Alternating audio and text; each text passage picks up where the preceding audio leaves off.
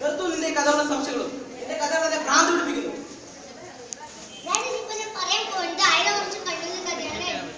ആയിരം വർഷം കഴിഞ്ഞുള്ള കഥ, അതായത് രാജഭരണം നാട് നീ കാലഘട്ടത്തിലാണ്.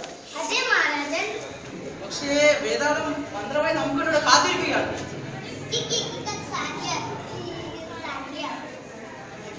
ശരി, നമുക്കും 1000 വർഷം കഴിഞ്ഞുള്ള രാജഭരണം നാട് നീ കാലഘട്ടത്തിലെ കഥ കേൾക്കാൻ ശ്രമിക്കുമായി. വരൂ, നമുക്ക് ആ വൃക്ഷത്തോട് സൗണ്ട് മൈക്കല്ല.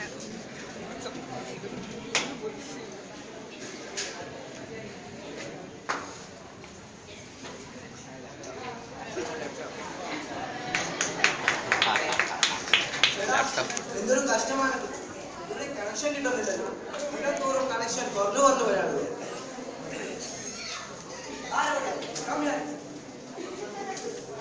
ബടാ ലോ ബടോ പ്രഭു, എന്തിനാ എന്നെ വിളിച്ചത്? താൻ ആരാ? മുമ്പുള്ളവരെ താനല്ലോ, പുതുതായി ചോദിച്ചതാണോ? അതേ മഹാരാജൻ, ഞാൻ ഇന്നേ ചോദിച്ചതുള്ളൂ. അപ്പോ മുമ്പുള്ളവടനോ? അയാളെ നമ്മളെ പറഞ്ഞുവിട്ടു. ഓ, എന്തിന്? മുമ്പുള്ളവരൻ സ്ഥിരം വലിയവനായിരുന്നു. വടംവരാൻ വണ്ണമേടാണ് നമ്മളതിന്റെ പുതിയ കൽപ്പന. സൽമാൻ ഖാൻ പോലെ മോഡിന്റെ അക്കൗണ്ടാണ് എന്നെ സെലക്ട് ചെയ്തത്. അയ്യോ, സൽമാൻ ഖാൻ പോലും കണ്ടേച്ചാലും മതി. എന്നാ താൻ പോയിട്ട് ആ റൗട്ടർ ചെക്ക് ചെയ്തേ. ഇവിടെ കണക്ഷൻ കിട്ടുന്നില്ലല്ലോ. അതിന്റെ റൗട്ടർ ഇവിടെ ഇല്ല. പിന്നെ അതവിടെ പോയി. യമരാജൻ റൗട്ടർ പോക്കറ്റിൽ വെച്ചോണ്ട് നരകം ചുറ്റാൻ പോയി. ചേട്ടാ, അതെന്തിന്? വേറെന്തിന് പൊങ്ങച്ചം കാണിക്കാൻ. അയ്യോ, ഇതേ പോലത്തെ ഒരു മണ്ടൻ രാജാവിനെ ഞാൻ എന്റെ ജീവിതത്തിൽ കണ്ടിട്ടില്ല. എന്നാ താൻ പോയിട്ട് ആള് വരവേൽക്ക്, അല്ലെങ്കിൽ അത് മതി.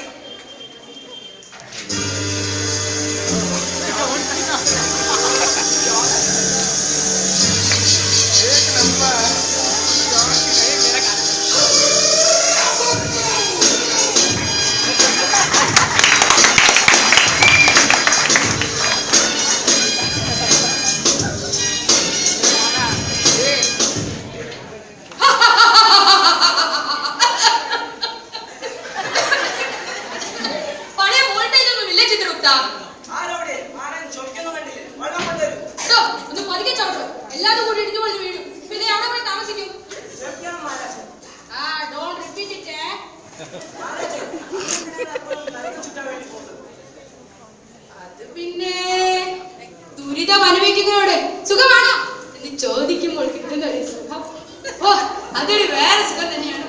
ഇത് എന്റെ മാത്രം സ്വഭാവമല്ല, എല്ലാ മലയാളികളുടെയും സ്വഭാവമാണ്. ഇതൊക്കെ ഒരു സ്പോർട്സ്മാൻ സ്പീഡ് എടുക്കണം ചിത്രഗുപ്ത.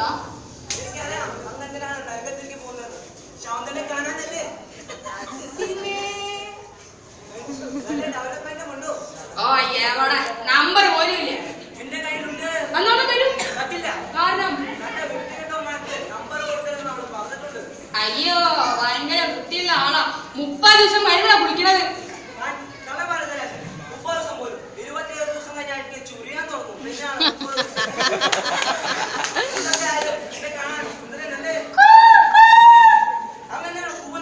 എന്താണെന്ന് അറിയില്ല, കള്ളം കേട്ട് അപ്പ തന്നെ കൂവും.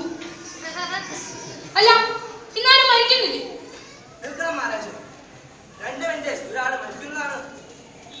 അല്ല ഇന്ന് മാസാവസാനമാണല്ലോ, പുതിയ സ്റ്റോക്ക് മേടിക്കണം. ആ വടനേക്ക് വിളിക്കൂ, പുതിയ സാധനങ്ങൾ മേടിക്കണം.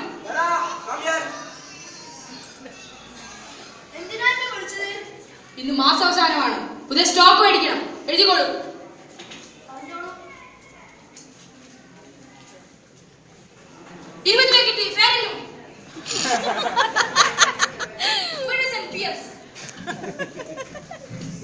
പിന്നെ ഏതൊരു പരസ്യം കണ്ടല്ലോ, ഇത്രയും മുടിയുള്ള ഒരു പെണ്ണ് 4G എന്ന് പറഞ്ഞ ആൾക്കാർ ഒരു കാർഡ് കാണിച്ചു. എന്താണ് അതിന്റെ പേര്? 6 ടെല്ലോ 7 ടെല്ലോ എന്തോ, എന്താണത്? ആ സാധനം അതിന് 10 കൊണ്ട് തൽക്കാലം പോകും.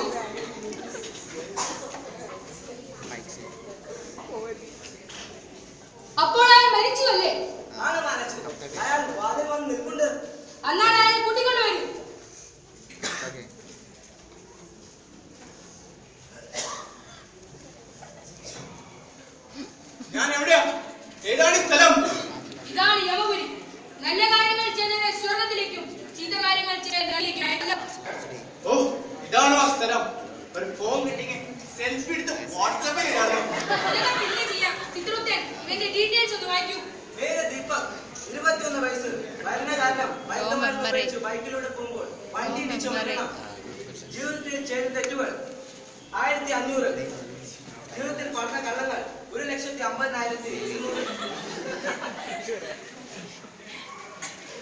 ഇത്രയും പ്രായത്തിൽ ഇത്രയധികം തെറ്റുകളോ? ഇവന്റെ ശിക്ഷ ഞാൻ തന്നെ വിധിക്കും. ഇവനെ നരകത്തിൽ കൊണ്ടുപോയി തിളച്ചുള്ളത്തിൽ കുഴിയെ കൊണ്ടുവരും. ഞാൻ 18 വയസ്സ് വരെ നല്ലവനായിരുന്നു. സാഹചര്യങ്ങൾ എന്നെ ആക്കിയത്. അതൊന്നും കേൾക്കാൻ സമയമില്ല. വേഗം തന്നെ ഇവനെ കൊണ്ടുപോകും. അയ്യോ അയ്യോ, അങ്ങനെ കഥ കേട്ടതിന് ശേഷം ശിക്ഷ വിധിച്ചാലും. ചിത്രൂട്ടൻ, ഇനി ആരെങ്കിലും മരിക്കാനുണ്ടോ? 1 മണിക്കൂർ ആരും മരിക്കാനില്ല രാജൻ. എന്നാൽ തുടങ്ങട്ടെ നിന്റെ കഥ. ഞാൻ പറയാം. ഞാൻ ജനിച്ചത് ഒരു കോടീശ്വരന്റെ മകനായിട്ടാണ്. എനിക്ക് 4 വയസ്സായപ്പോഴാണ് എൻ്റെ അമ്മ എന്നെ വിട്ടുപോയത്. പിന്നെ ഞാൻ വളർന്നത് അച്ഛൻ്റെ തണലിലാണ്. ആദ്യമൊക്കെ അച്ഛന് എന്നോട് ഭയങ്കര സ്നേഹമായിരുന്നു. എനിക്ക് 15 വയസ്സായപ്പോഴാണ് അച്ഛൻ്റെ സ്വഭാവത്തിൽ മാറ്റം വന്നു തുടങ്ങിയത്. ബിസിനസ് തകർന്നപ്പോൾ അച്ഛന് അതുവരെ ഇല്ലാത്ത ദുശീലങ്ങൾ തുടങ്ങി. കള്ളുകുടി, ചിറ്റുകൾ, അങ്ങനെ പലതും. എന്നെ സ്നേഹിക്കാണ്ടായി. എൻ്റെ ആഗ്രഹങ്ങൾ സാധിച്ചു തരാത്തായിരുന്നു. എന്നെ കാണുന്നത് തന്നെ ദേഷ്യമായി തുടങ്ങി. സ്നേഹം കിട്ടാതായപ്പോൾ എൻ്റെ സ്വഭാവത്തിൽ മാറ്റം വന്നു തുടങ്ങി. ചീത്ത കൂട്ടുകെട്ട് കാരണം ഞാൻ വഴുതി വന്നു. അങ്ങനെ ഞാൻ റെമോ എന്ന കൂട്ടുകാരനെ പരിചയപ്പെട്ടു. അവനാണ് എന്നെ ദുഃഖങ്ങൾ അകറ്റാൻ മയക്കുമരുന്ന് ഉപയോഗിക്കാൻ പഠിപ്പിച്ചത്. പിന്നെ അതൊരു ശീലമായി. എൻ്റെ ഓരോ ദിവസത്തെ ദുഃഖങ്ങൾ അതിൽ ഇല്ലാതെയായി. ഞാൻ ഓരോ നിമിഷം അതിനെ ആസ്വദിച്ചു. അങ്ങനെ ഞാൻ ഇല്ലാതെയായി.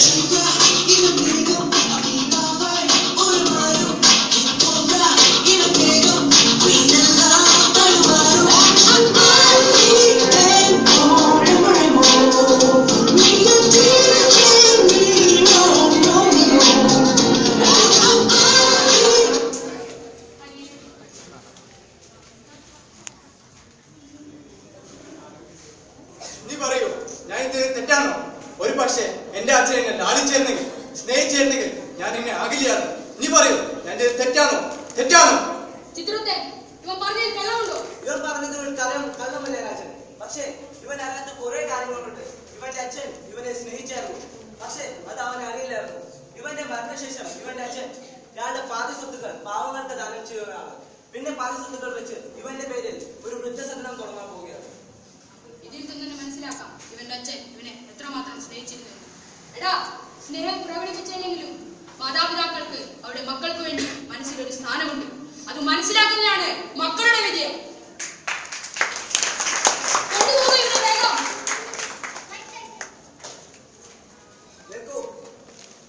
ആരോ വെളിയിൽ വന്ന് നിൽപ്പുണ്ട്. താൻ പോയിട്ട് ആളെ വിളിച്ചുകൊണ്ടുവരും. എടോ, താനല്ലേടാ പറഞ്ഞത് 1 മണിക്കൂറത്തേക്ക് ആരും മരിക്കില്ലെന്ന്. ഇതൊരു ആത്മഹത്യ രാജൻ. ആത്മഹത്യ രാജ്യത്തിന് പ്രവചിക്കാൻ പറ്റുന്നതല്ല.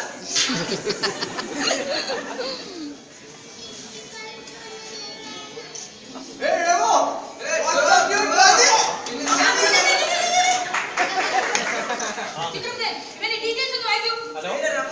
23 വയസ്സ്. മരണകാരണം ആത്മഹത്യ. ജീവിതത്തിൽ ചെയ്ത തെറ്റുകൾ 1520.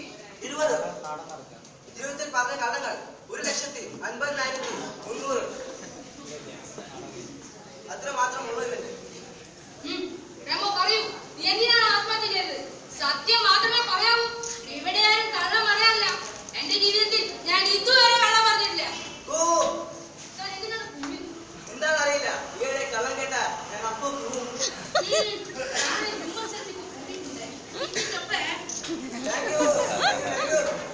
റെമോ, വേഗം പറയൂ.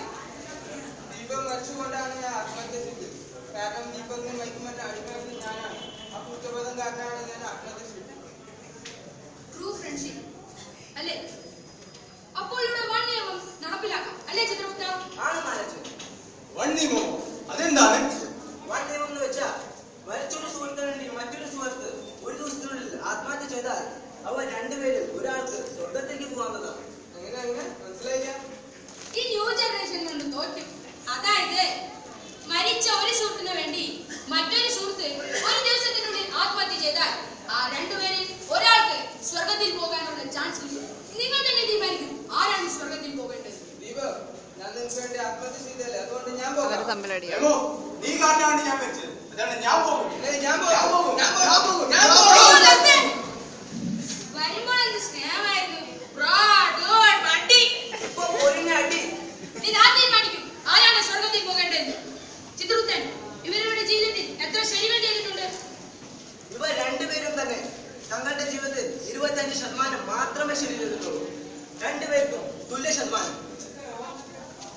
ഇത് വളരെ കൺഫ്യൂഷൻ ആയല്ലോ. ദൈവമേ, ഞാൻ എന്താണ് ചെയ്യേണ്ടത്.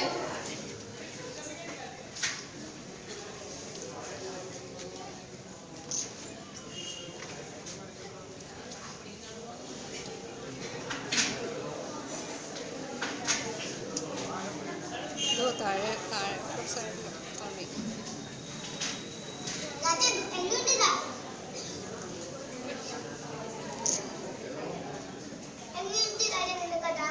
ഭേഷ്. ഇതുവരെ കേട്ടത് വെച്ച് ഏറ്റവും കൗതുകമുണർത്തുന്നതാ. പക്ഷേ മനുഷ്യനെ അടിമയാക്കി കള്ളവും ചതിയും മഴക്കുമെന്ന് പാടുന്ന കാലം മലയാളികൾ മലയാള ഭാഷയെ വലിച്ചു കീറി അതിൽ അന്യ ഭാഷകൾ ചേർത്ത് നമ്മുടെ മലയാള ഭാഷയുടെ മഹിമ അറിയാതെ അതിനെ തേജോവനം ചെയ്യുന്ന കാലം. ഹോ, അത് ചിന്തിക്കാൻ പോലും വയ്യ.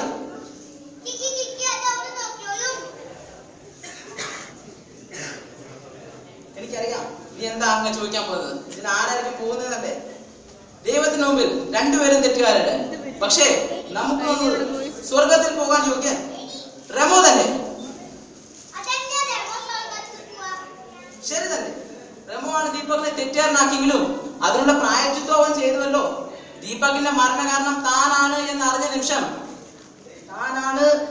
അറിഞ്ഞ നിമിഷം കുറ്റവും സഹിക്കാൻ വയ്യാതെയാണ് അവൻ ആത്മഹത്യ ചെയ്തത്. തെറ്റിനുള്ള ശിക്ഷ പ്രായച്ചിത്വവും കുറ്റവും തന്നെയാണ്. പക്ഷേ ദീപകിന്റെ കാര്യം അതല്ല. അവനൊരു എഴുത്തിയാട്ടക്കാരനാണ്. ചില സന്ദർഭങ്ങളിൽ മാതാപിതാക്കൾ തന്റെ മക്കളോട് സ്നേഹം പ്രകടിപ്പിച്ചില്ലാന്ന് വരും. പക്ഷേ അവരുടെ മനസ്സിനൊരു കോണിൽ എപ്പോഴും മക്കളോട് സ്നേഹവും ലാളനയുമുണ്ട്. അത് മനസ്സിലാക്കാനാണ് മക്കൾ ശ്രമിക്കേണ്ടത്. ഇവിടെ അത് മനസ്സിലാക്കാൻ ദീപക് ശ്രമിച്ചില്ല.